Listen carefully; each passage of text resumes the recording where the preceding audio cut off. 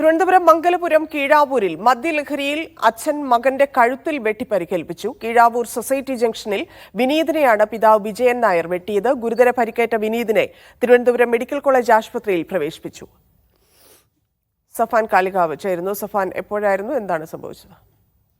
ഇന്ന് വൈകിട്ട് 7 മണിയോടെയാണ് ഇങ്ങനെ ഒരു സംഭവം നടക്കുന്നത്. കീഴാവൂർ സൊസൈറ്റി ജംഗ്ഷനിൽ വിനീതിനെയാണ് പിതാവ് വിജയൻ നായർ മദ്യലഹരിയിൽ വെട്ടിപ്പരിക്കേൽപ്പിച്ചത്. 35-കാരനായ വിനീതിന്റെ കഴുത്തിനാണ് വെട്ടേറ്റത്. ഇയാളെ ഗുരുതര പരിക്കുകളോടെ തിരുവനന്തപുരം മെഡിക്കൽ കോളേജ് ആശുപത്രിയിൽ പ്രവേശിപ്പിച്ചു. ഇരുവരും മദ്യപിച്ച് സ്ഥിരമായി വഴക്കുണ്ടാക്കാറുണ്ടെന്ന് പോലീസ് പറഞ്ഞു. ഇന്ന് വഴക്കിനിടെ ഈ വിജയൻ നായർ മകന്റെ വെട്ടുകത്തിക്കൊണ്ട് മകന്റെ കഴുത്തിൽ വെട്ടുകയായിരുന്നു. സംഭവത്തിന് പിന്നാലെ തന്നെ മംഗലപുരം പോലീസ് സ്ഥലത്തെത്തി അന്വേഷണം ആരംഭിച്ചിട്ടുണ്ട്. ധന്യ. ശരി സഫാൻ.